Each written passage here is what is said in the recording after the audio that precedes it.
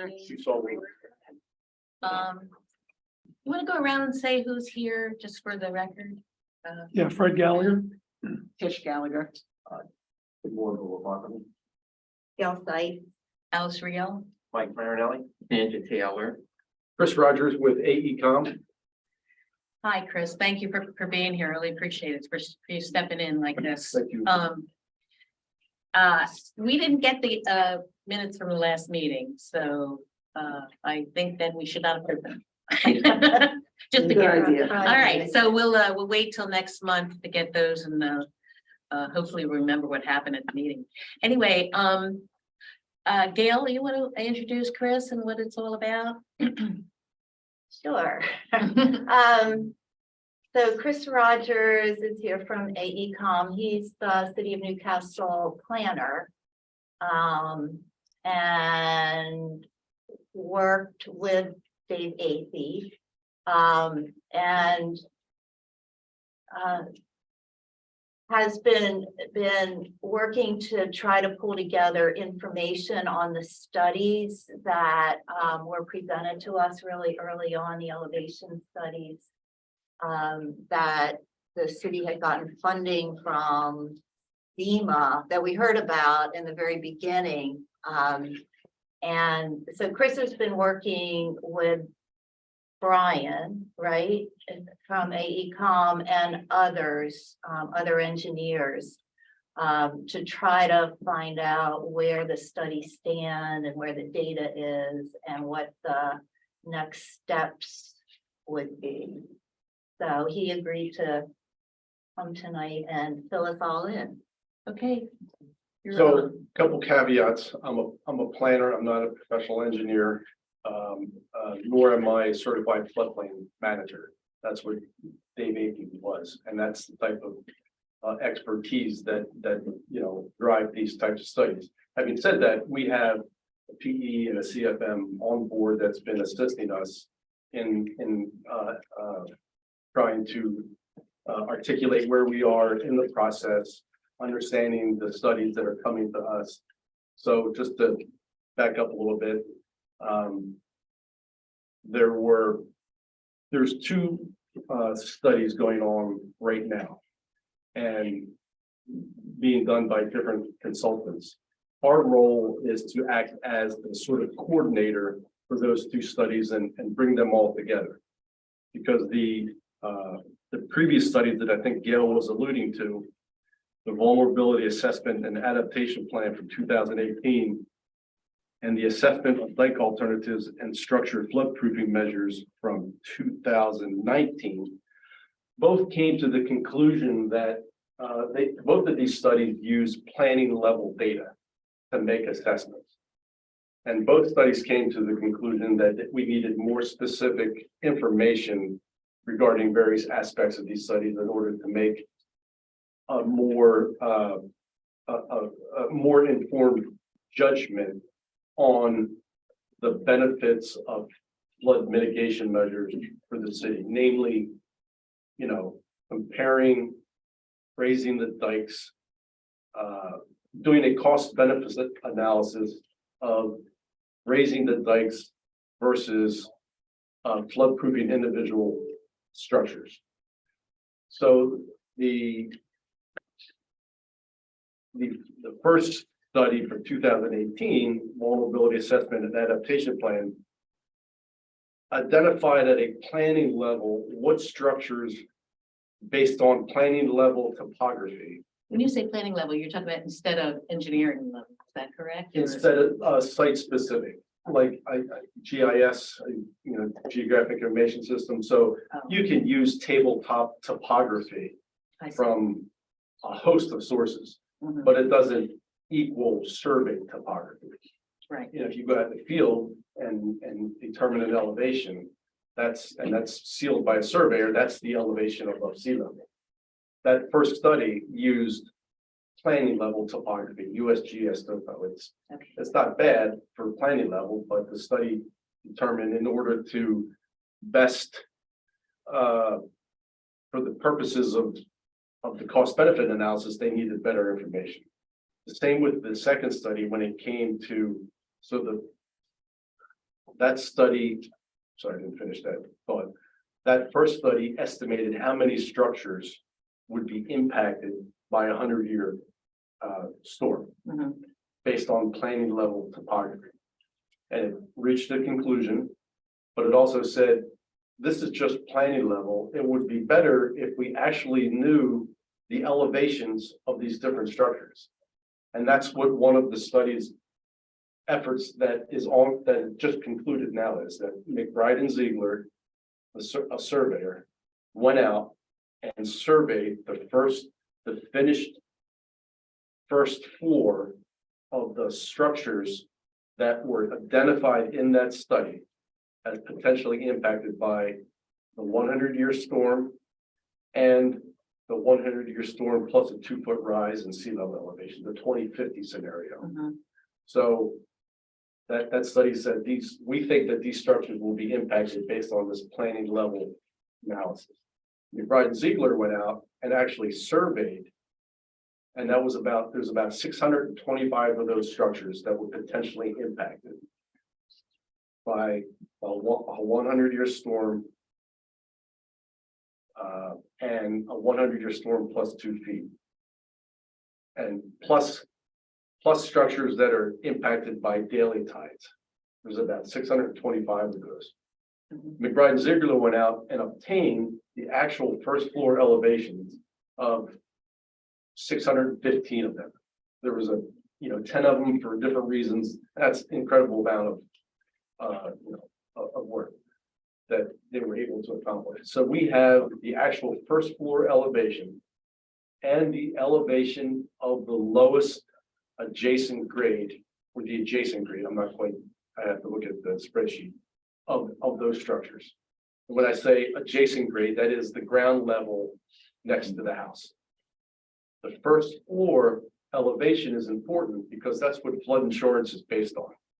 That you have to be, if you were going to build a new residential structure in the city of Newcastle and you're in the floodplain, you have to demonstrate that you're 18 inches, a foot and a half above that 100-year floodplain elevation, which is the floodplain elevation is 10 feet. There's different floodplain elevations in the city in different parts that I'm like on the back end of the marshes, and I don't think that those were part of this. I think that the main elevation that we're dealing with is elevation 10. That's the 100-year storm elevation. And all of this is going to be, summarized in a report. So, Chris. Yeah. Just a quick question. So I'm hearing you say these structures should be 10 feet plus whatever their plus 18 to 2 feet above the 10 feet? no, Oh, okay, No. I'm not saying that. I'm no. gonna say, I don't think when I there's say- any of them in town when I say the floodplain elevation is 10 feet, that's like above sea level. above sea That's level. not a Okay, 10-foot high okay. building. That's 10 foot high, 10 foot above, Sea more or level. less the river.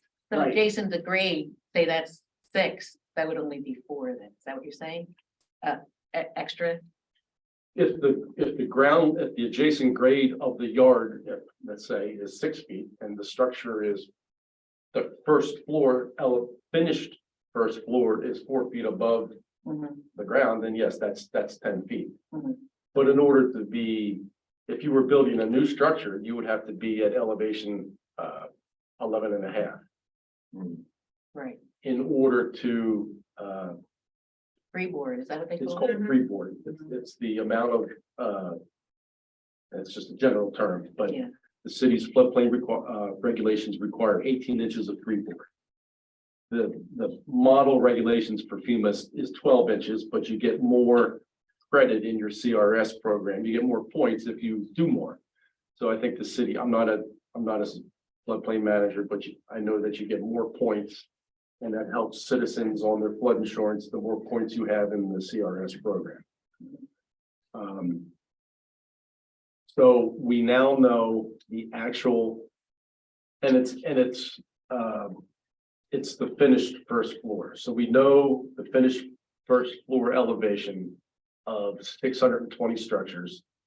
that were designated priority one and priority two. Priority one is like you're influenced by your, which I didn't know this happened in the city, you're influenced by tidal, daily tidal waters. Oh, Uh, oh. Or you're in the 100-year floodplain, and priority two is based on that planning level, you're in the floodplain. as of 2050. Yeah, you're below 12 feet. Mhm, So mhm. now we know the actual elevations of those 625 structures. And And Chris, that, that was all done from the outside, right? That, what you're talking about right now. the That's McBride the- Ziegler did not need to access houses. They were able, they needed to get on people's property, I believe. And letters were sent out. And I think that had something to do with the 10 or so, they were denied access. Or 15 or so. Can individual property owners use that study to help with their That- insurance? I don't know the answer to that. And I've been asking, Mhm. and I don't. So whatever I say, I'm gonna have to qualify. Okay, When I asked our PE CFM, her name is Emily Dinger from our Germantown, Maryland office. She's an expert in this.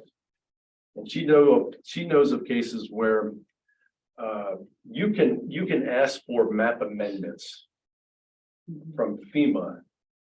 There's low MUS and low MARS. I don't want to get into details. I don't know all the specifics. And you can request, you can try to demonstrate to FEMA that you're not in the floodplain, and you get this little amendment. mhm, And we know of cases, we think, where there's been a collective effort to say, look, we have this first floor elevations of all of these people we're collectively putting in to get these people to demonstrate that these houses are no longer in the floodplain, no longer, that they're not in the floodplain.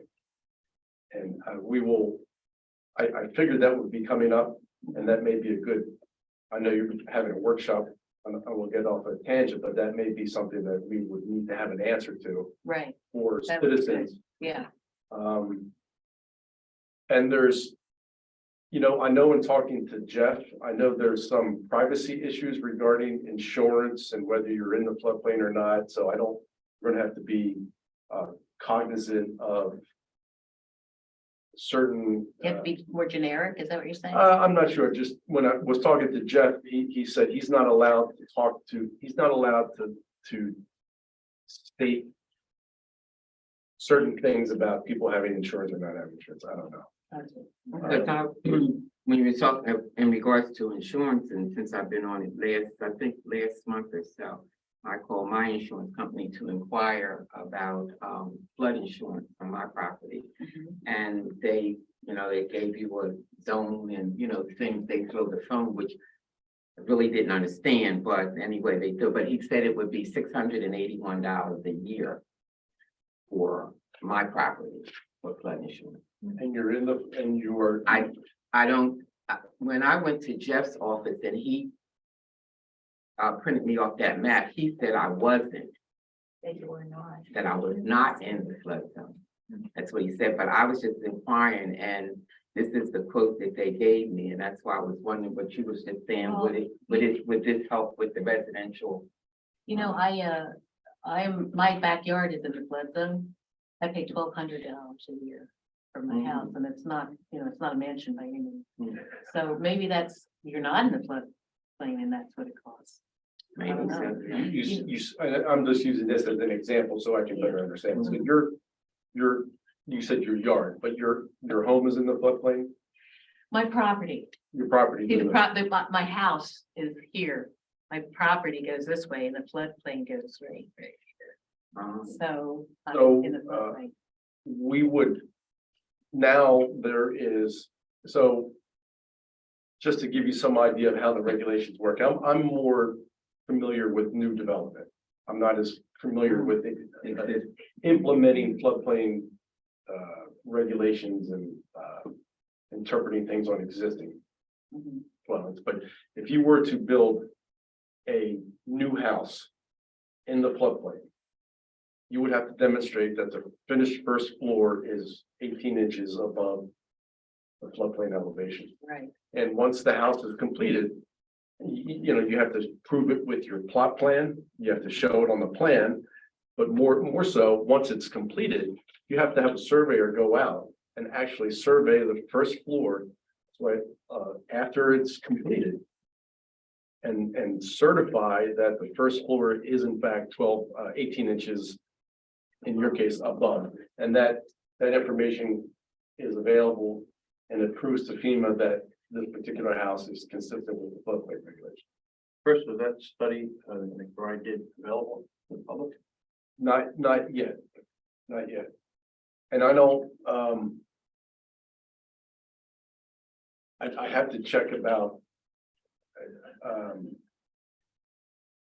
You know, based on what Jeff said, I don't see why it shouldn't be available because it's, You're not sure it's going to be.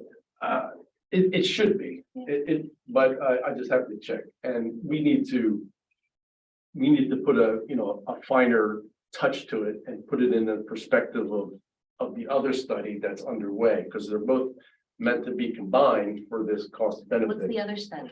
The other study, thank you for asking, the other planning level study from 2019 looked at raising dikes versus the ability of individuals to flood-proof their homes.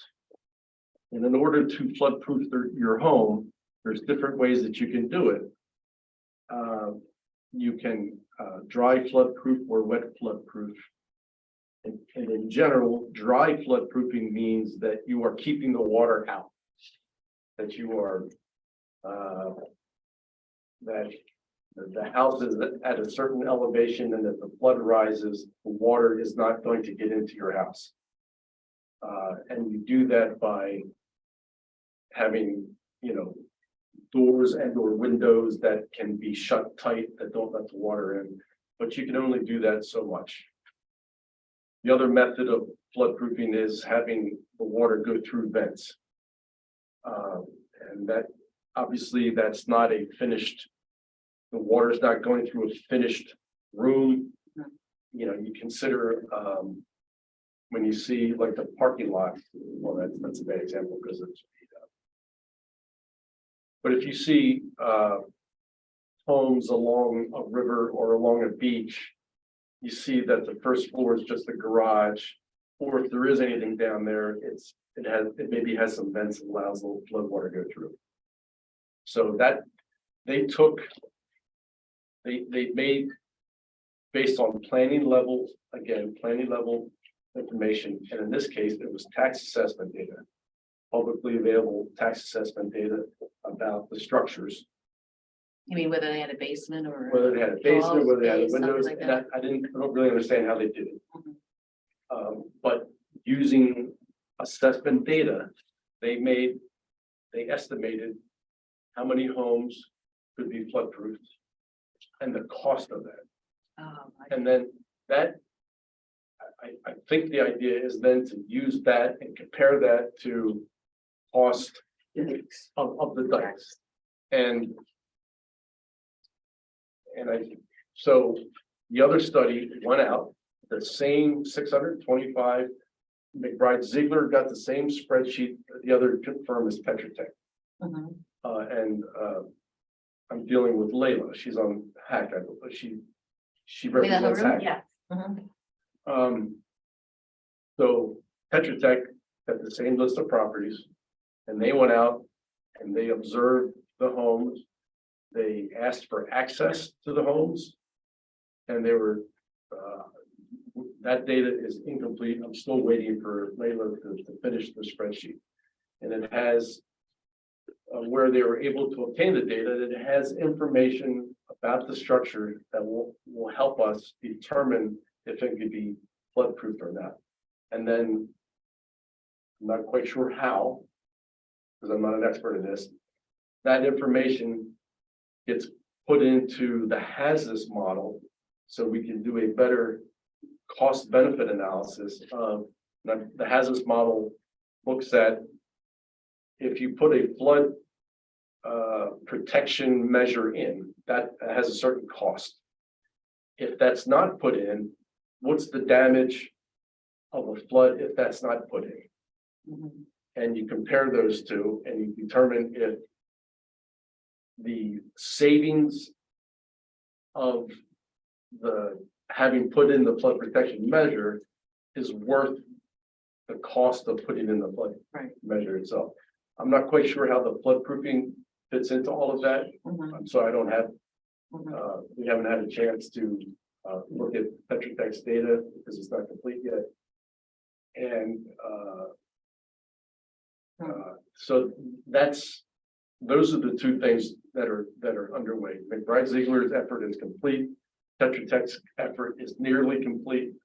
And the spreadsheet with almost all of the information except the two important columns of whether it can be floodproofed or not and the replacement value. Is oh, go ahead. Yeah, I just had a quick question. Sure. It sounds like the funding has come from two totally different places. If it's the dikes, it's government.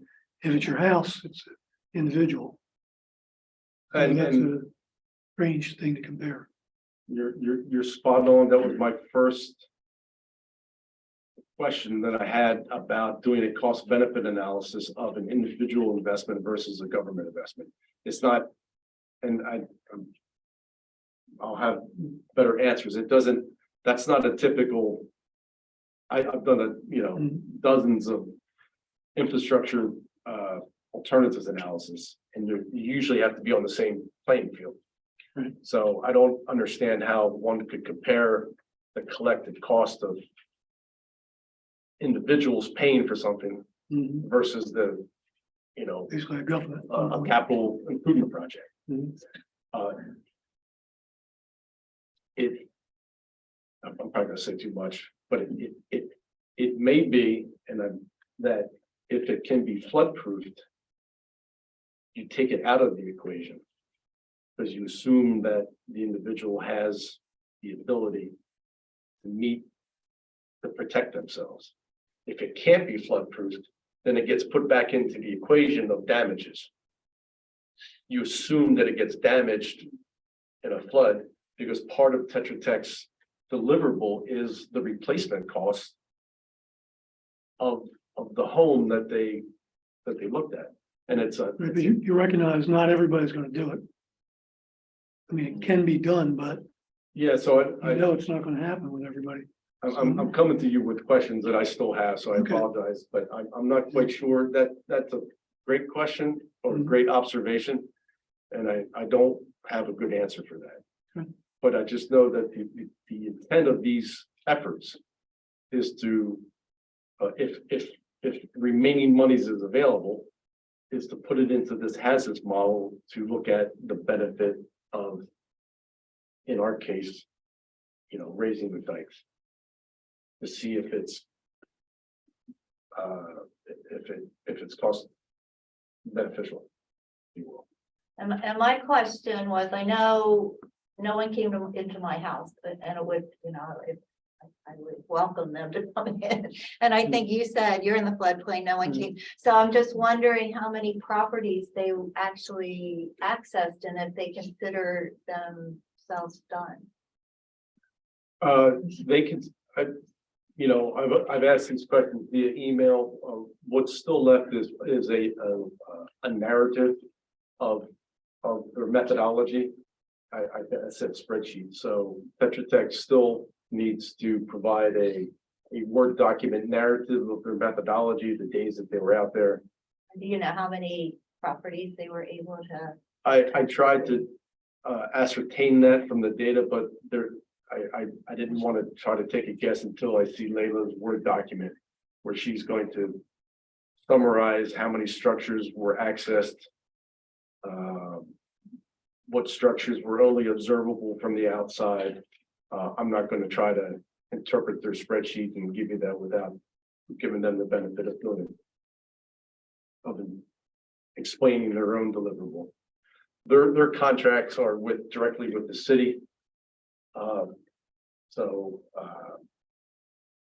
Even though I've been pushing them to get it, their contracts directly with the city. Our role is to sort of take it and use it in the next steps. When they determine, cost benefit analysis, do they use the actual, value of the home, or do they use some determination of how much damage would be? You know what I mean? Like, if you're saying that $10 million will put up new dikes, there are 625 homes here, gotta be $10 million. You know what I mean? But if it's just the damage, it'll go through the basement and therefore it won't be that much damaged or something like that, then might not get there. You know what I'm saying? If it's the replacement of the home, that's one thing, but. I don't know the answer to that. Yeah, okay. There was some. Because they did a planning level analysis based on the assessment data. I'm looking for how they.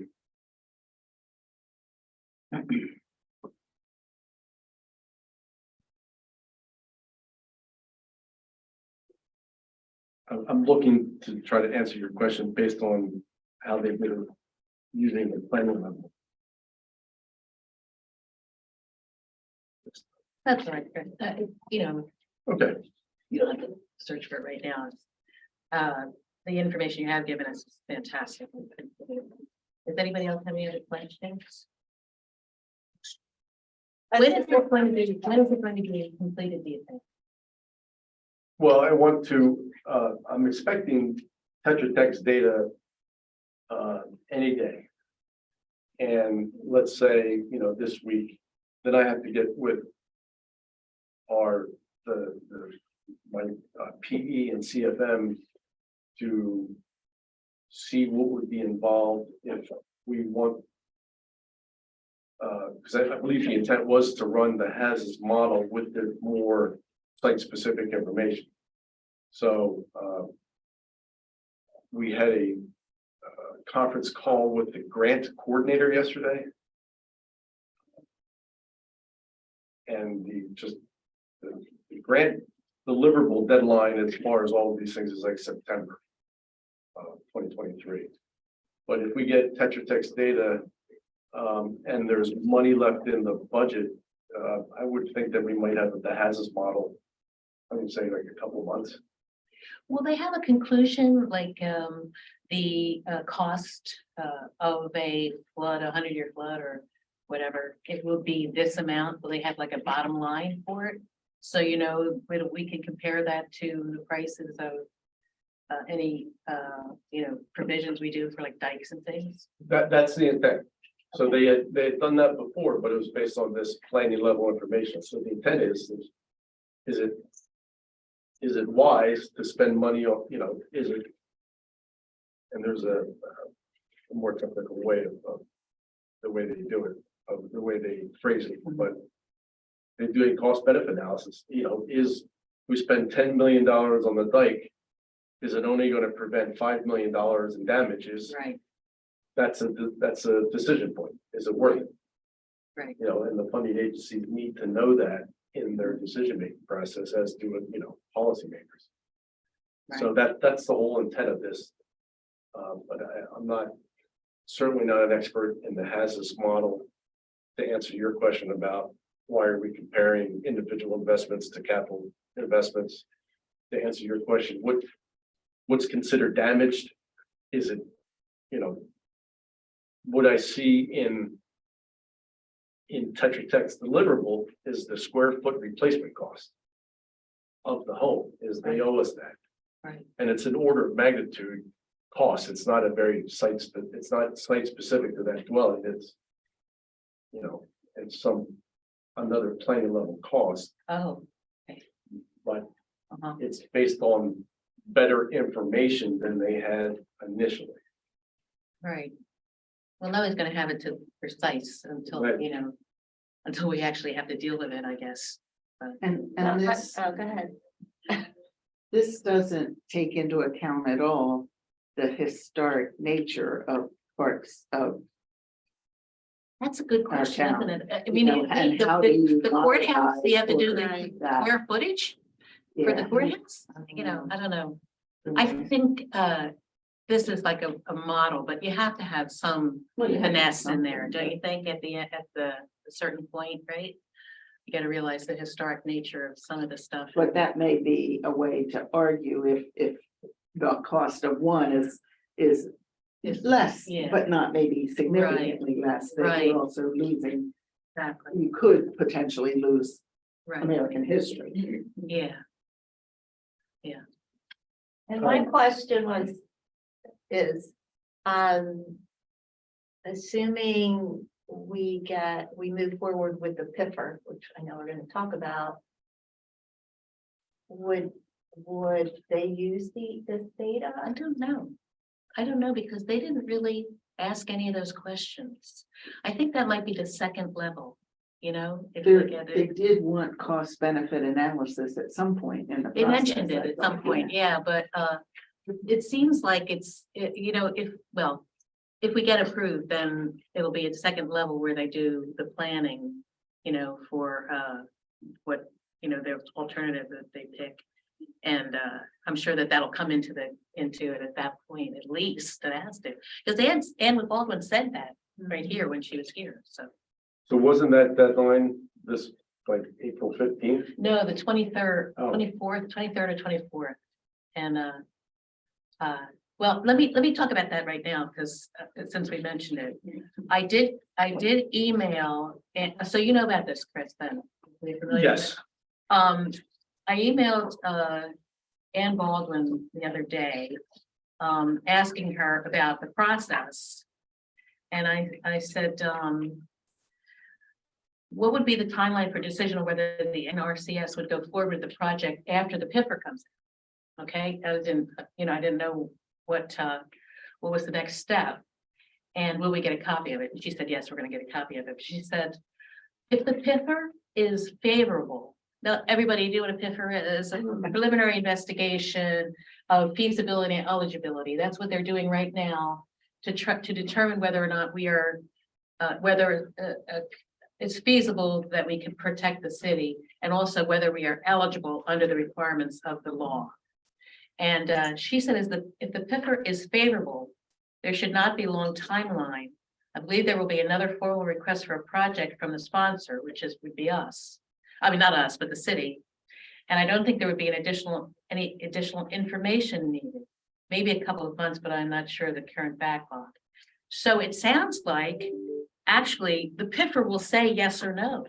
It's not even like they do the PIFR and then they give it to somebody and they make a decision.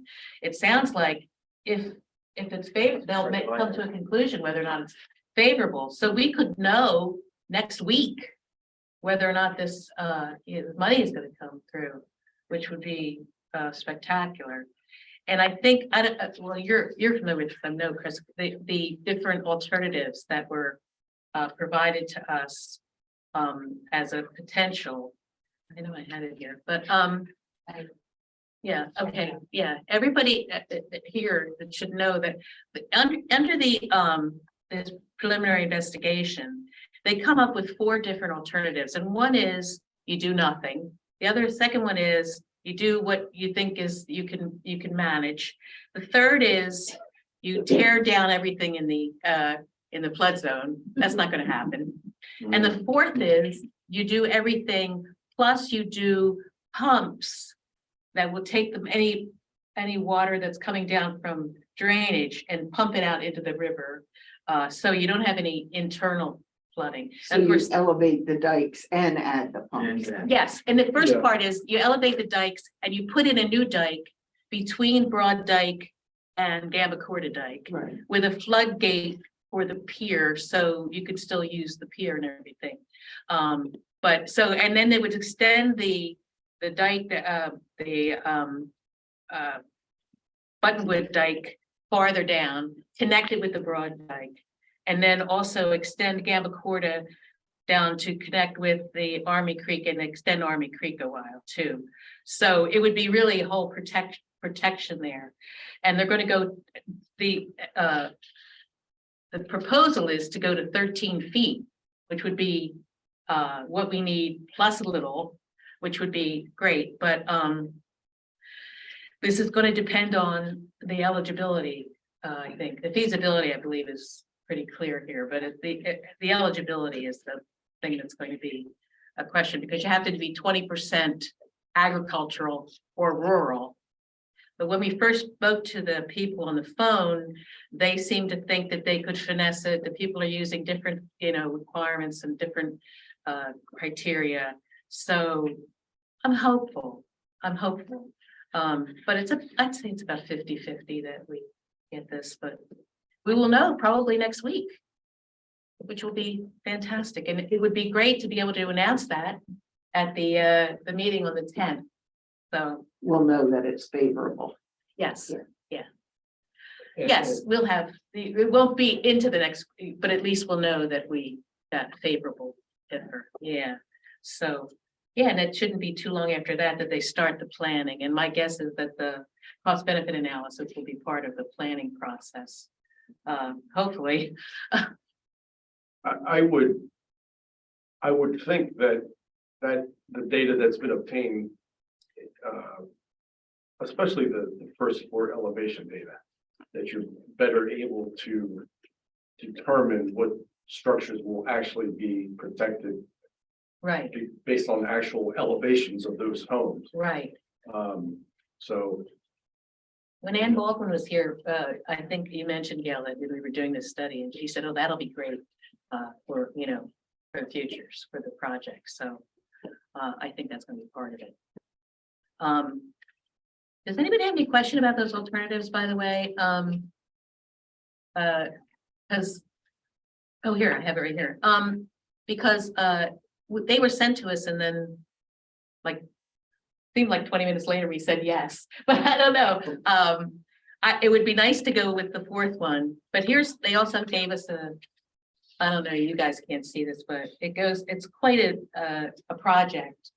Raising the dikes, extending existing dikes, and then building a new dike around where Battery Park is. So we would have a full protection for the whole city, including Buttonwood, going down to Broad Creek, beyond Buttonwood, through Battery Park, through Gambacorta, erasing all the dikes that are current, and then extending them, between each other, so that every part of the city would be protected, which would be what we all want, really, I think, so anyway. And that's two of the alternatives, Yes, that's the second one. That's probably would be the one they would pick. Now I said to Jeff, I asked Jeff to be here, but he has COVID. yeah, So, Oh, I didn't know that. yeah. So he's not here today. I told him he's doing okay. I mean, he doesn't have it bad for what it's, Yeah. But what was I gonna say now? I don't remember. Huh? You talked to Jeff about. Oh, yes, about the pumps. The pump. That are the fourth alternative. I said, it's a shame that we can't do the fourth one, because originally on the phone, they said something like, that'll be tens of millions of dollars. Oh, I don't know if that's the case or not, but he said, Hope we were emailing about that and decided that that's the one we were interested in. yeah, we are interested. Yeah. The question is, I can we understand afford that. it? I thought that the one that was described as if we had unlimited funds. This is Exactly, what we did. right. A perfect world. Yes, we'd have to do a big time cost benefit analysis for that, but Jeff did tell me that anybody who is going to raise the dikes again like that, extend the dikes Mhm. and build a new dike is going to have to take into consideration the water coming from the other side. So he says there will be something done about that, no matter if we have the pumps or not, is So what he told not me. from the riverside. Not from the riverside, from the other side. You're not gonna raise that and then have, piles of water on the other side. Now, when you said the other side. The land side. So you put a dike up, you're Okay. holding back the water from the Mhm. river, but if the water is coming that way, now it can puddle up, by the dike. So he said something would have to be done with that. Any engineer that was putting that together would take that into consideration. So he said not to worry too much about the pumps. My question is, in a flood event, they have those pumps, so where are they pumping the water to? You've got the river on one side, you've got water on the other side, where are they pump it to. You see them in Delaware City, right by The wall there. Canal. right by the wall. I mean, that's what those are. They're, when the river rises to a certain, it's sort of like that. The river rises to a certain point and I think in those cases, I think they have flapper valves on the outlet, storm drain outlets. And the water, if you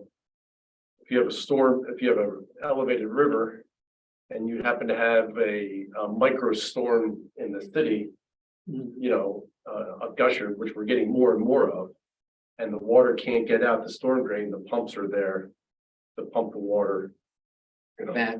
over the wall into the Is river. that the reason why they put that new, I was at Delaware City recently and they had something there where the gates were, where the water, they have a little, I don't know how tall it is, metal strip that's going around. Not sure, I just see, you see the pumps there at that, Krabby Dicks, is it? You're right, yeah, that Right at the area. end of Clinton. Street. Yeah. Okay. And I think you have a much larger issue like that with the marshes that drain through the dikes. It's much broader. Yeah, we I think it's the same concept. You gotta get the water out when the water in the river is above a certain elevation where it can't discharge from the marshes. But also, I mean, when the flood recedes, let's say, a bit. Now you have all this water on the other side of the dike. You know what I mean? Like it could be afterwards that you're getting rid of all that water inside. If the dikes have been breached, which means the water's that high. If it's not that high, then you can pump it out of there, right? Yeah. Anyhow, yeah. So anyway, we'll know that relatively quickly, whether or not we're eligible. So Eligible for that.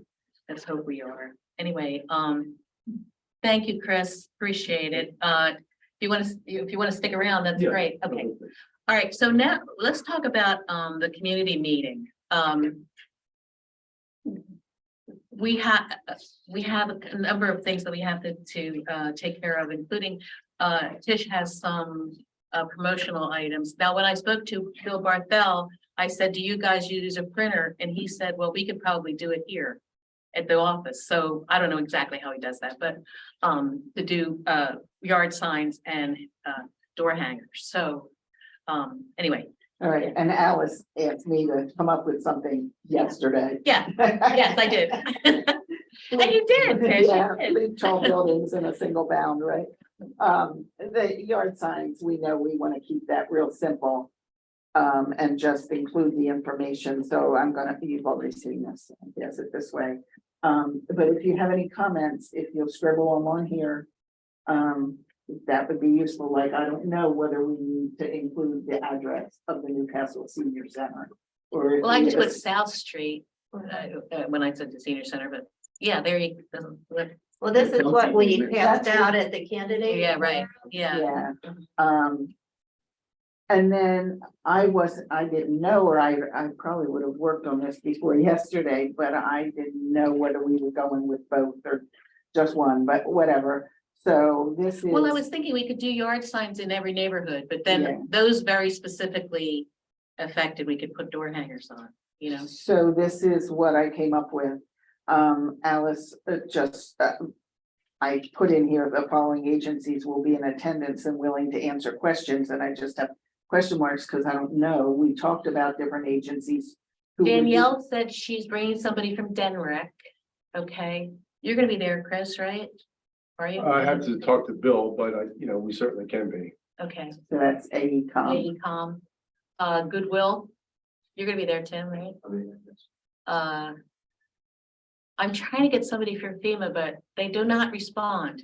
So yeah, no, FEMA, because I wanted them to talk about insurance. What about FEMA? Do they do the FEMA same do thing? insurance though. I don't think they do. I don't know. if he does. Well, I don't know that they do insurance, but would they know about it? Possibly. I went to their website today and I was looking for insurance, mentioning insurance, and I didn't see anything there, but Now, because I talked to FEMA and FEMA people because they're dealing with my church, but what do you want to, We want somebody to come and talk about the benefit Of insurance. of insurance. Yeah, do you think you could get? somebody to come? I'll ask, I Okay. can call and ask tomorrow and see Great. if they have anybody in this area that Yeah. can come. Well, Benefits of- Philadelphia has an office. Okay, Dave Varga is there. I have tried to get a hold of Dave. I even texted the number I had for him, but he didn't respond to me. He's got a new job. Maybe he figures that, I should leave him alone, but, he used to be at the floodplain manager for Delaware, and then he got a job at FEMA. So I've been trying to get a hold of him. Anyway. I'll ask Yeah. the two people that I know and see what they can tell me. Yeah, because I But we think- probably shouldn't put it in there yet because of that. Yeah. All right, so FEMA might not get in there. That'll be FEMA a would nice be- surprise yeah. for people if they show up. Right, exactly. So It's a again, pleasant surprise. I put a picture in here just as a placeholder, and I asked some of you if you had any photos of Right. Newcastle, so Right. that people can see Yeah. it, so please, Now, is that what the, Tish, is that what the hangar is gonna this, have? on? yeah, so I Okay. have front and back, and just, it, And you fold I it. figured in. it was, Okay. I figured it was close to the size, Yeah, and we don't want it to be too busy either, so. no. Any The more you comments, I writing you put in, welcome. the less likely people are to read it. That's what So that's gonna be all paper, not the. Well, I don't know. I don't hope know. it's something that's I hope it's harder than that. Yeah. hard stop. Hey, of Tim, some I wanted to kind. ask you though, I texted, or I emailed Bill Barthel today. And I said, what about, disaster preparedness in the city? Is that a police function, like evacuation routes and everything? And he said to ask you. So it's Combined, it'll, isn't yeah, it'll be a joint function, so 9 out of 10 chances that Delaware or that affected county would be under a state of emergency.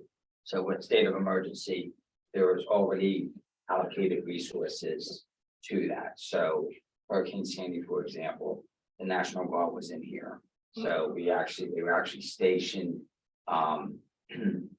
in different geo areas and all, so that way it was kind of like centered around, easy to get to and all. So the National Guard was, I believe was based out of Newcastle, at the air base. And then on the tail end of that storm, we brought them to Newcastle and they were based out of here, just because the flooding happened to affect Newcastle, the Port Penn and Odessa area. So they had one down south, the National Guard was down south, and we had the National Guard up here. So it's a joint multi-agency response, so to speak, to help with that. Okay, what about warning? Do you know anything about that? When people would get a warning, with how they would get a warning of the flooding? Because apparently, It's through this, it's through the state, so I'm not sure how the state does it other than radio announcements, that kind of stuff. I mean, we can do it here with the city and MSC and the county with like a reverse callback, or we have avenues like that we can do. So mainly for the city of Newcastle, it's through MSC that they can do that reverse 911 system. is there a specific evacuation route available? Yeah. I do believe we have signs. There are signs posted. Where those signs are, I can't remember 100% to say, like a sign. So usually they'll a white sign with blue letter and it says evacuation route. So. but Is it I'm possible not- to find out where, because Danielle said they've done work on that, and they're gonna come out with new information on evacuation routes, but for Newcastle, Yeah, I don't know what's gonna be new, Only so many choices. Right, For 2 roads. you Two or almost- three roads, right? who's gonna be working on that? Who's? I don't know, when we met on the Zoom with Danielle, she said something about it. I wonder if that's Wilmapco. You think? I don't remember. No, it- No. No? Wouldn't be It's, about- No, it might be the county emergency management. so that's not a function of the city, that's So- what you're saying? No, it's not. I stand corrected. I do believe it's in conjunction with. this city.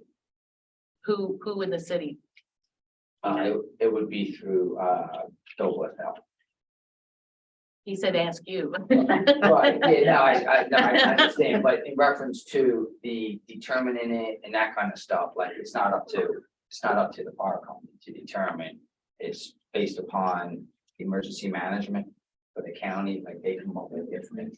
So it's a county thing. It's a So county if thing. I wanted Because to, if I wanted the people to know how to respond.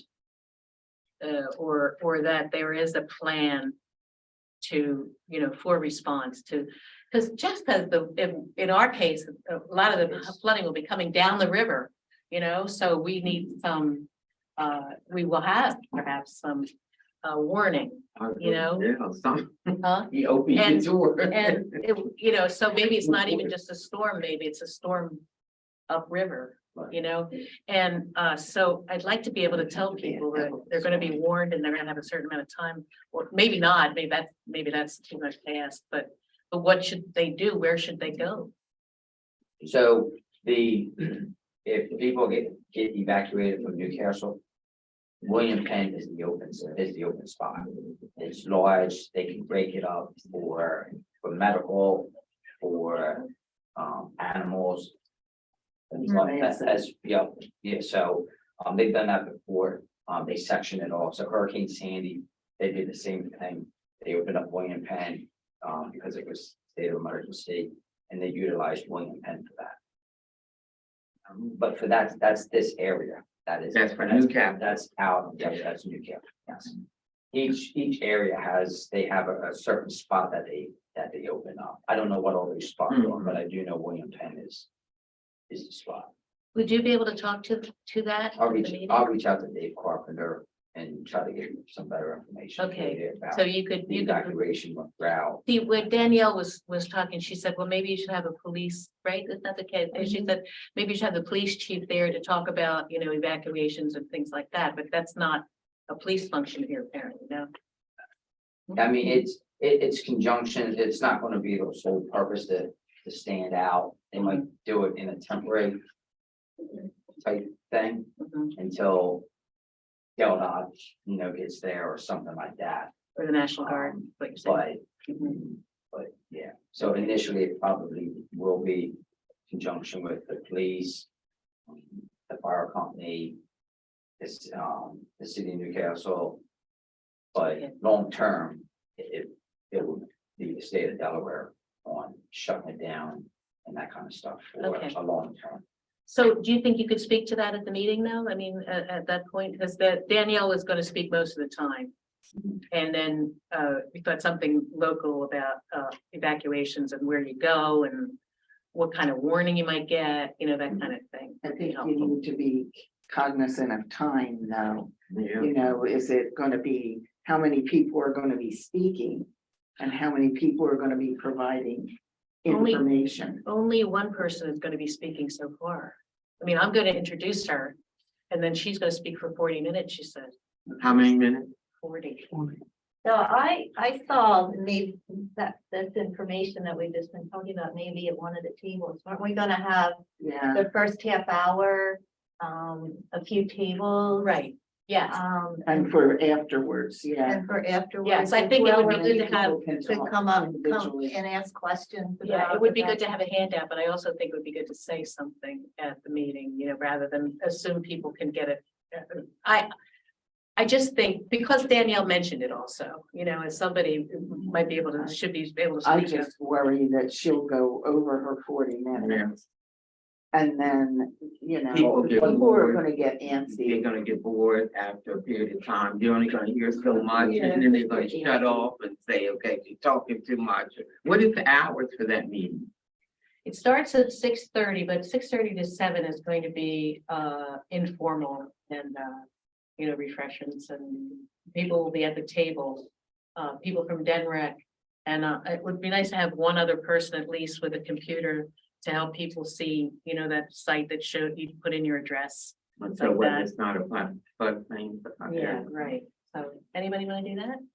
So I thought we had talked about doing large maps rather. We are. than Michael, computers. Jeff Jeff Bergstrom is gonna put them together. But that's going to be, that's what Denrec is going to be doing, is going to be showing people on the computer. With the, putting in their address and everything, so. So we're gonna have both. Yes, Okay. and I think, right, we Maps talked, are only gonna be the size for that. Map right there, picture Yeah. right there. and then also now, and then 2050 and 2100. To give you an idea of what the sea level rise could be, and that's gonna be, around the room, I guess, maybe, I don't know. Anyway, And then after the informal, what after 7 o'clock is when? 7 o'clock, I'm going to say, and I have the pleasure of announcing that we won we're eligible for unbelievable money. And also now here's Danielle Steele, who will talk about preparedness and the chances of flooding. What do you do? And she's going to hand out those booklets, that she had the other month when she was here, that everybody's gonna get one of them. And it would be nice also to have a handout of, where to go in an emergency, how to, like William Penn and things like that. If we could get one of those, but I am having trouble finding audio-visual equipment. The city doesn't have it. Trustees don't have it. The senior center doesn't have it. So my next try is the library, and then maybe the J.C.'s and the Lions to see if they have it. Worst comes to worst, I'll go to an audiovisual company that just comes in, sets it up, and then takes it away at the end of the day.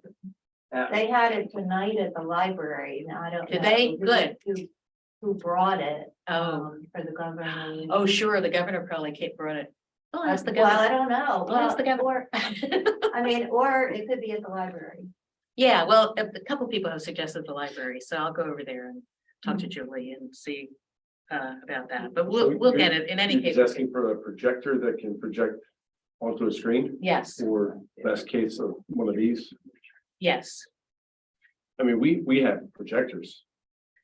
I also need a microphone, audio system. Yeah. Yeah. But yeah, you have projectors? Sure. I mean, it can't do an auditorium, but it would, fill that wall with But we're not Do gonna you have a be- screen, by any chance? no, people don't. No. Where you see walls anymore. They don't do wall training. No, I mean, people don't do screens. Would you anymore. like to project? She has a presentation on her computer. that she needs to Oh, project. she needs She probably has PowerPoint. Seagram. She probably has a projector. She asked us to get the projector, so I don't know, maybe she does, and maybe I'll tell her that, I've searched everywhere and I can't find it, and can she bring one? I don't know, I hope, I don't wanna, she's coming in from Lewis, Delaware, I'm just trying to be as accommodating as I can possibly be. But we'll see, but anyway, if anybody hears of anyone that has one of those, now that I know that AECom has at least a projector, that'll be helpful. Probably rent one from somewhere too. That's what I was just saying, if the worst comes to worst, I'll just rent one. So a projector or screen? What? Both, Oh, both. and an audio system, whatever, Audio system. whatever I need, yeah. I thought the city would have a screen at least, but anyway, they don't. Yeah, people do these anymore. I know, we don't have that, We realized it Senior was center. here last night. Nice meeting you. yeah. You were talking about DEMA Mhm. to come and talk about flood insurance. Right. So Denrec is the go-between the local jurisdictions and FEMA. So there is a Denrec floodplain management program. So there is a state floodplain manager at Denrec. Dave Varga, who just left to go to FEMA. in Morgan, Philadelphia. yeah. Yeah, he's gone. So you might have, there may be somebody from Denrec that can speak to, Yeah. Yeah, you're right. insurance. Well, somebody said that Dave had spoken after Danielle. Yeah, it's About that. at the University of Delaware Biden. Yeah. He spoke and he included flood insurance in his remarks. So I will, I'll So you're See gonna if I can find get a hold of- somebody. Well, Okay. please do what you do and, let me know, and then if I'll find out who's Dave's replacement, if there is one.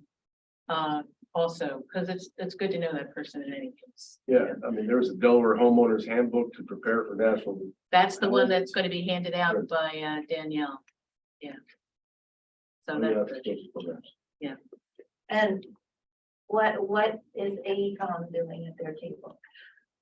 this elevation study, right? I mean, something like that. Well, I wanna coordinate with Jeff, about how this new, first floor elevation can be disseminated.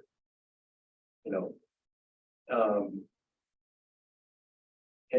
and how he's anticipating using maps to tell people whether they're in the floodplain or not. Because we just found out that even though you look like you're mapped in the floodplain, you just surveyed your first floor and you're not in. So. Yeah. I want to talk to Jeff to determine how we could, Yeah, you don't wanna jump Interact, in there. yeah. Yeah.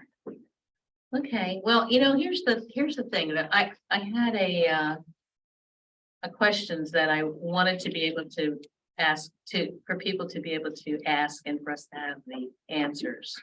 And it was, what are the chances of flooding in attendees' homes, neighborhoods?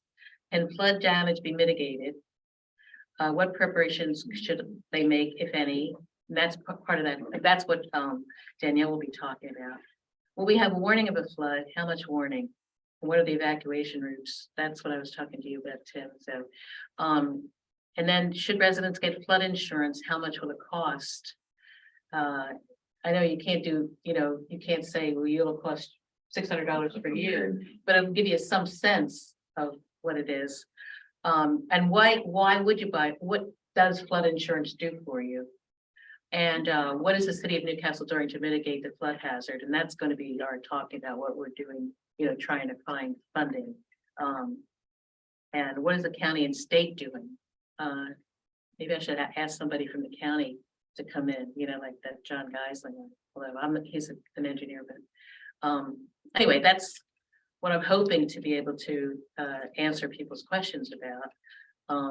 And also just let people know that we're tackling this, we're not ignoring, the fact that we're living on a river that's rising. And speaking of that, one of the things that I gave to everybody is this is what Suzanne sent around. Critical observations, real thinking posts.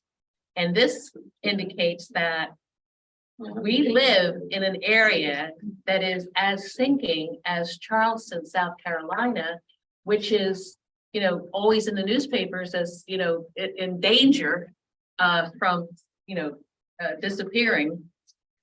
It's amazing to me. It looks like right around the Chesapeake and up through Delaware is one of the worst areas for this is subsistence. The ground is actually falling by some millimeters, a year, I guess. But it's that with the rising sea and the ground lowering, that we really have a potential for disaster. Double whammy. There, yeah, exactly.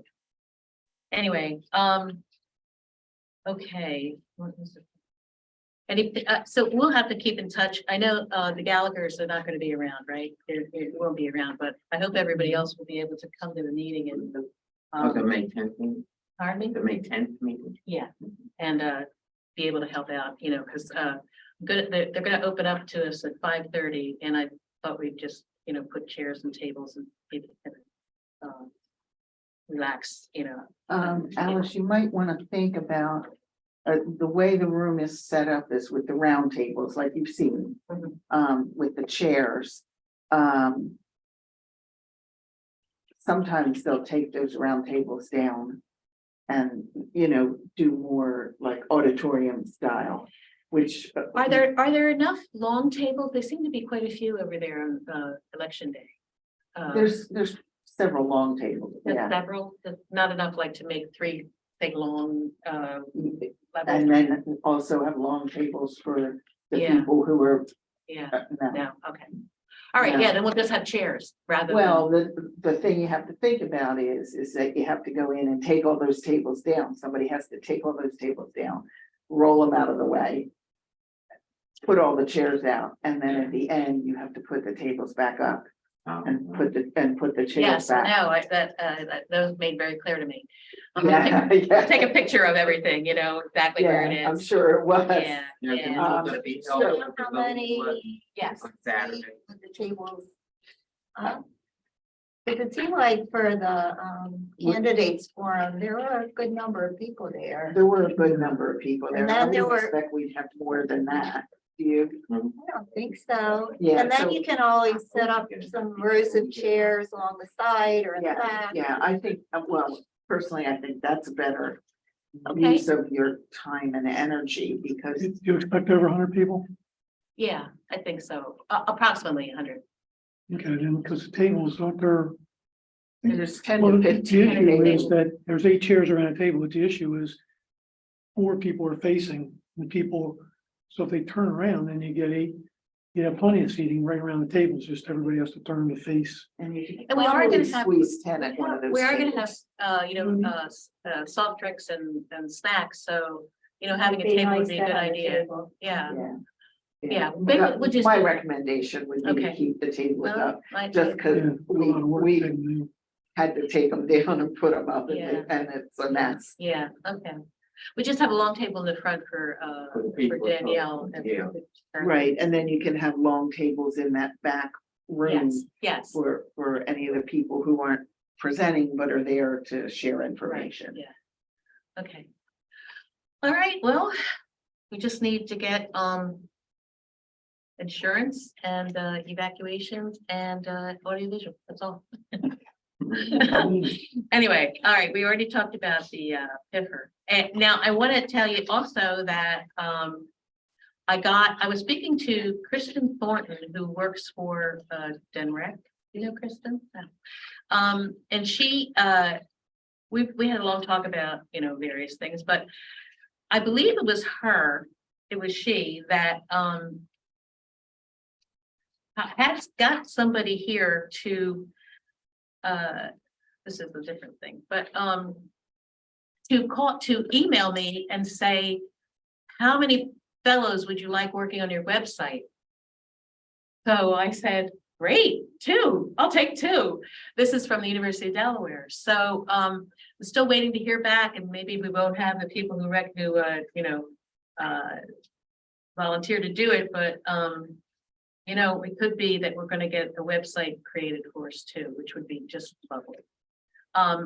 Also, I got an email from somebody named Christy Leisky, who she said, building upon past and current work, the Delaware Department of Natural Resources and Environmental Control, that's DENREC, is undertaking an effort to better understand the uses and resources of our coast with the goal of developing an ocean and bay plan for Delaware. As a waterfront community, we are seeking expertise and input from someone at the city of Newcastle who would like to schedule a phone call over the next couple of weeks. Now, this is the thing that I also gave everybody. This is, I guess what they're trying to do is that it's basically a survey of the whole coast of Delaware, finding out what people use, how much, say how much fishing is done, how much boating, that sort of thing, I would think. How many, what kind of uses are people making of the shore, and to make sure that that is retained, that the plan is going to be sure to preserve the resources of the bay and the ocean. And it's bay and the ocean sounds like we wouldn't be part of it, but it's all of the coast of Delaware. And the first part of it is stakeholder engagement. So I asked Bill, or actually Suzanne asked Bill Worthell who should talk to the people, and he suggested Jeff and I. So I'm going to do that, but I'll let you know how that works out. But that it could be really interesting, for futures of our coastline. Anyway, and anybody else have anything that they wanted to bring up in the meeting? Just one comment. Have we thought about any method to evaluate our community meeting? Do you want to ask people to do some kind of just little brief evaluation or something? Yeah, it's a good idea. That's a really good idea. And, you know, you could put them with some pencils on At each the table. table. Yeah, I mean, we might get some, you Yeah. won't get it from everybody, but it might be a You mean useful. evaluation of the meeting after? Like, yeah, what would they have liked to have heard that they didn't hear? What was really interesting? You know, you Yeah. have to think about, that's, you don't want a lot of questions and No. you want to leave space or whatever for people to write. that's very smart. Thank you. We'll do that, definitely. Okay. Anything else from the task force members? Have we asked Jeff to be in this meeting? Oh, yeah, absolutely. Okay. Oh, yeah. Yeah. Oh, yeah, I know you asked that a couple that times, would and I be- thought, well, of course we would have it there, yeah. Okay. I'm assuming he's gonna be at the tables and, no, he knows everything, so without having there would be crazy, absolutely. I'm Yeah, sorry, no, Tim, I should have responded to that, but No, yeah, I was just. no, he definitely will be there. As a matter of fact, I emailed him today, telling him, please be at the meeting tonight and also the May 10th meeting, and then he told me he had COVID. Anyway, no, It's been going around. huh? Yeah, Joe Viola has, bad case. Anyway, okay, I have a question. yeah, So is the task force extended or re-expired? yes, oh, I'm sorry, Yeah. we extended for 6 months. Yeah, till October, I guess. Do we need to do October another this year. report? Yes, Or, huh? is the report due anytime or is that at the end? Oh, yeah, at the end. So, yes, well, at the end of our, but yes. Okay. Right, right, to the end, at the Yeah, you end. didn't write that into the I know, extension, but I the know. original resolution said the report was due at the conclusion of the task force. There you go. It hasn't concluded yet. All right, We'll good. go with that. Yeah, yeah. And how about timing for the door hangers and do you need? Oh, yeah, Depends when Distributing and where? how quickly they're done. Then we need people to volunteer to do some door hanging. I'll let everybody know about that. Have we identified where? I mean, I assume yeah. That's- Buttonwood, Van Dyke. Van Dyke, this Third Street, Right. all around here, actually, out here. I don't know how many homes there are out there, but yeah. Oh, yeah. And the historic. area? Historic Yeah, area. yeah. Yes. And then the signs will go in every neighborhood. I don't know, how many signs do you think? I don't know. I was gonna ask you that. How many signs, how many door hangers? Because that's what the city. Maybe board 20 would know. signs, maybe? You think that's enough? 20? That's more than enough. Is it? Yeah, that might We be. don't have that That's many, more, right? yeah, that's No? more than enough, because you're gonna, hopefully, 10, 12. that probably, you're gonna Is that sit them in too many? the, as close to the, street area, so people can see them coming in and out. Well, they're gonna be in every neighborhood too, right? Right, well, okay, if you go to Boothurst, where you're just gonna go to, probably right their entrance there. And people are coming in and out, there's 2 entrances, one on the side by the service station and then that one there. We can put one in our, as we come in there, and then Jacquet. And, the other, I don't think we need 20 would be too much, I think. Yeah. You know what, if we're not paying for them, I'd say just do 20 and we don't use them all. I'd rather that than have. I mean, there could be 2 entrances to. Well, and if you're gonna do like each of those Uh-huh. little neighborhoods, Right. yeah, then that's.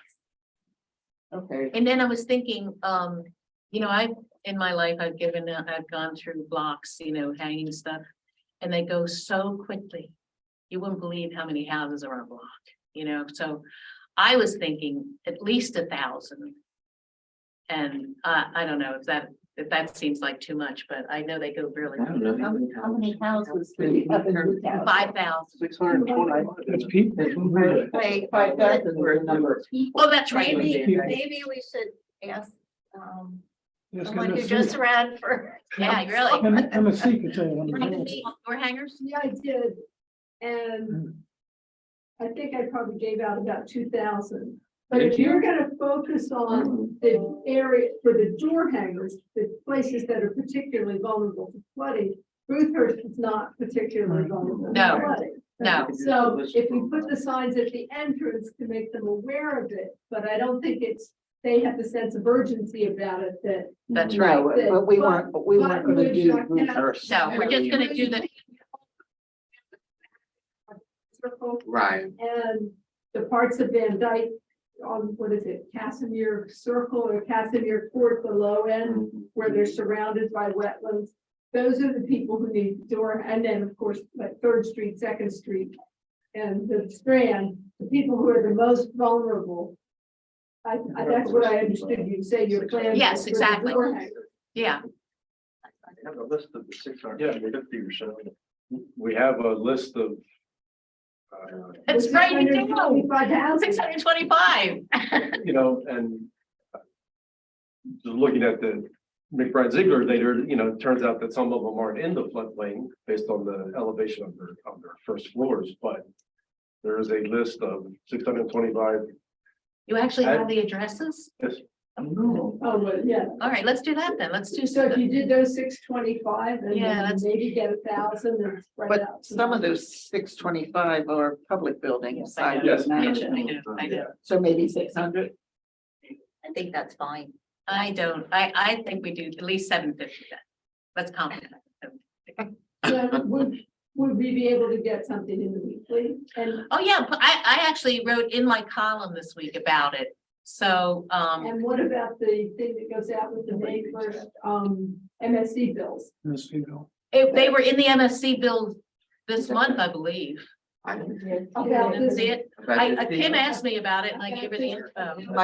We might, well, Kim's not here. yeah, you might check back with them because those, they'll start to prepare those probably next week. We've already done that. Right on the That's first. already been done, It's already done. yeah, Oh, well. for me, Oh, so May's already been. and if it hasn't, I don't remember if it's in there or not, but you can check. Do they ever do an it. insert?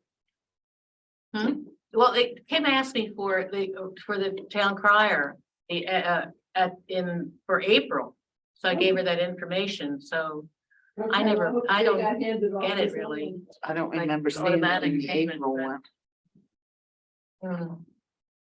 No, I'm gonna put an ad in the weekly for the next 2 weeks too. And I did put a little thing in, my column is about the meeting. And Nobody reads that. huh? Yeah, they do. Would need to do anything else? I don't know, you know. Anyway, Would yeah. a direct mailer be appropriate? I mean, you could create labels from the spreadsheet addresses. So you're, no, okay, But that's fine. Just for I that. think the door hangers is gonna make a bigger impression. I think. But that's great to have those addresses. That's fabulous. Okay, well, as soon as, when can get the addresses to us? I'll email this to whoever wants it. I'll take out, we created this spreadsheet to begin with without the finished floor. I'll just tell me who to email to and I'll email it to you. Well, you can email to me, I guess. Okay. It's just ARIEHL 49, R-A, ARIEHL 49 @gmail.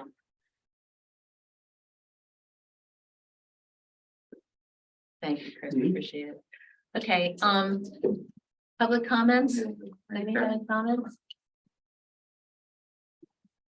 Bill? No podium. Bill Gross, 1301 13th Street. I can tell you where one of the evacuation route signs is. It's right by 141 facing, if you're heading down towards Delaware City, right into the flood area in the marsh. And So you're evacuating through the flood, is that what you're saying? correct, Well, that's one where. of our egresses, right? That's presently where, because you really, you can try and squeeze depending on how much time you have. But you have Washington Park, Deemers, those buildings, 7th Street, 9th Street, feeding into 141 and Washington Street. So to fight and squeeze up there, so your natural progression, because most people don't realize the water ahead. So they're gonna be heading into a log jam. It's a disaster. It's a tough situation because we are low here and both of our main egresses are underwater in a flood. That's a problem. It's a big Correct. problem. But Um, I think Delaware Street is the only thing that you can really use at that point, you know, luckily you can get to William Penn there. So again, I'll repeat it like I have for the last, I don't know, I've been here 8 years actually.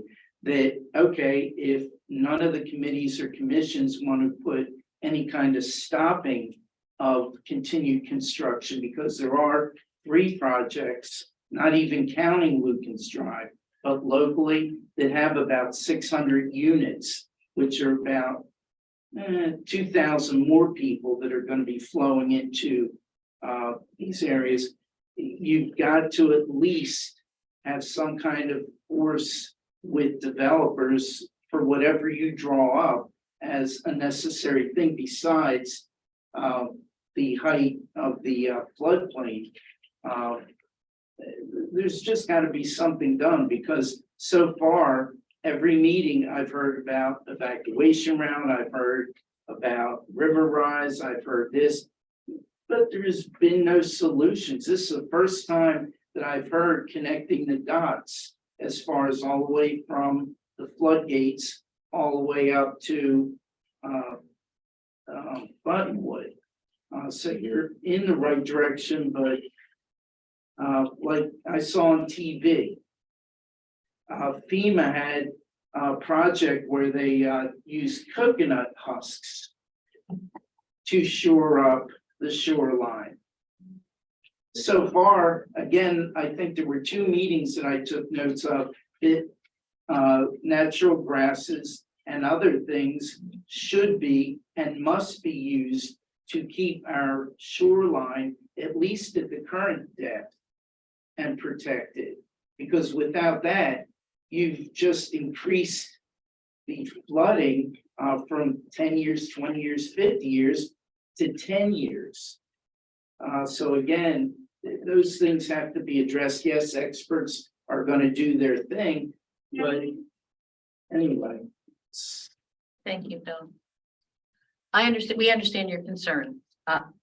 Probably not our job to stop construction, but anyway. Anybody else have any, yes, Yes, Tom Whitehead. did you get that?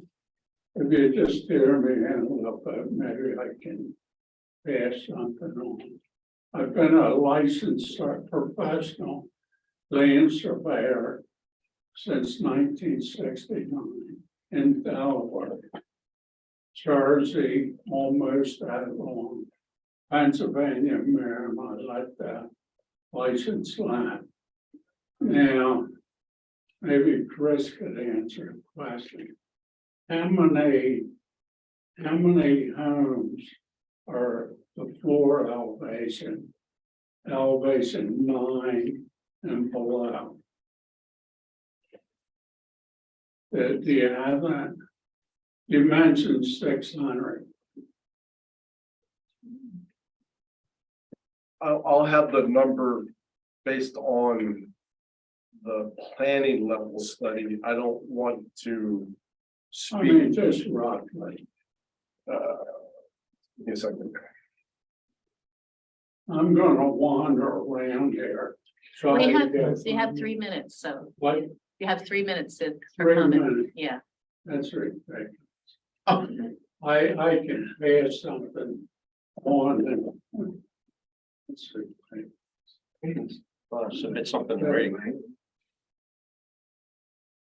3 minutes. Get you jabber on forever saying nothing. Basically.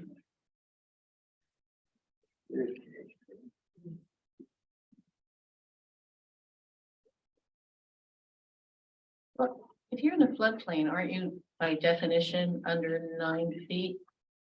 Right? Under, because the flood is 9 feet or. Yeah, the 650 included those that would be inundated in the 2-foot rise scenario. So I Mhm. wanted to get the There was a 200, bring it just something rough, say 200. say 200. Okay, my point being, we have a place in Cape May on Beach Drive. Throughout the city, there's probably 100 homes where they're actually raising the floor levels. The first thing I feel that really should be done is any new construction. The 100-year flood elevation, which is presently 9, the floor should be set between 14 and 14 and a half feet. You shouldn't be thinking mitigation where, say you set it now at 10 and a half, and it can rise to right under the floor, so it's still. That's just should be out. That should be out, and you should be thinking about, say if you have 200 homes, what would be the cost of these 200 homes in the flood elevation to possibly, I know it's hard to raise a, say, a row home, or where you could raise these homes and maybe split the cost or some way with the owner. That's what they're doing a lot of places. And then possibly also working on the dikes. You see what I'm saying? In other words, the main thing is the floor level of the house. Right, That is number one. And I tell you, over in Pennsville, I've been here 21 years, but over in Pennsville, my son, retired teacher over here, Riviera Drive's probably 2 miles long. I actually, when I got out of service, laid the bulkhead down.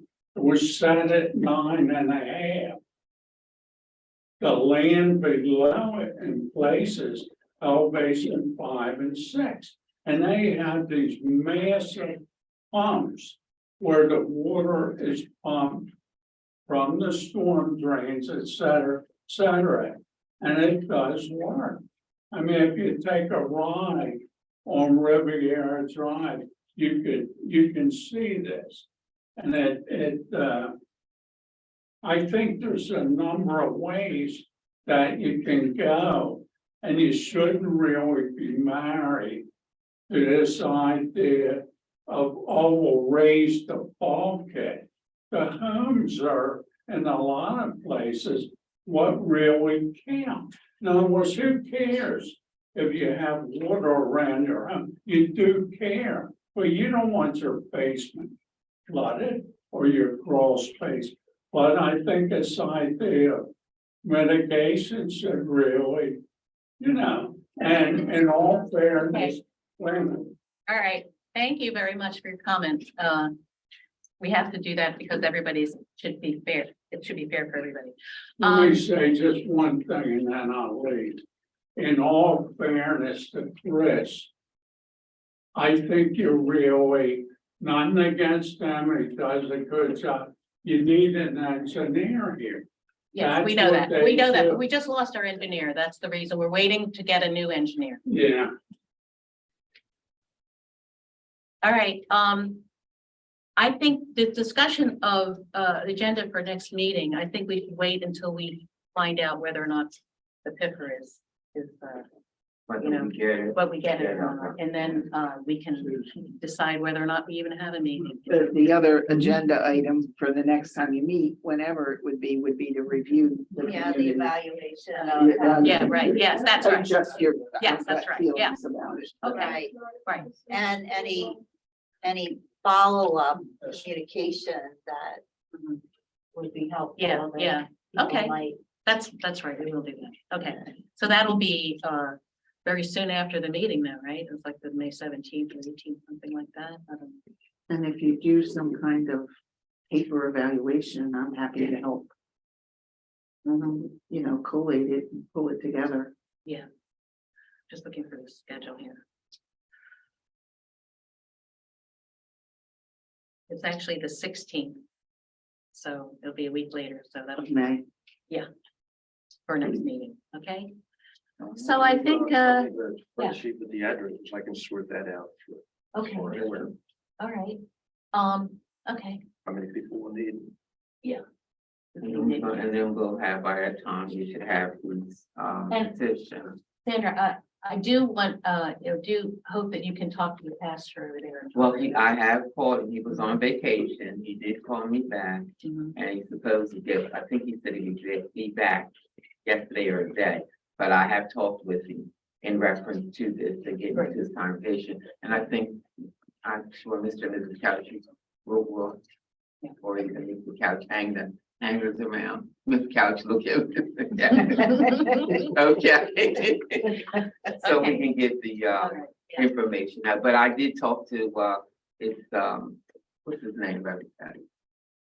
Sean Lee, around at the church in Buttonwood, yeah. Mhm. So he's gonna get back to me, so I'm hoping that by that time, we can even have, you know, some, well, they are door hangers, he could still give them to his congregation, Sure, you know. absolutely. Okay, great. Okay, the meeting is over now. Sure. It's very formal here. I got this week. I'm Oh. bringing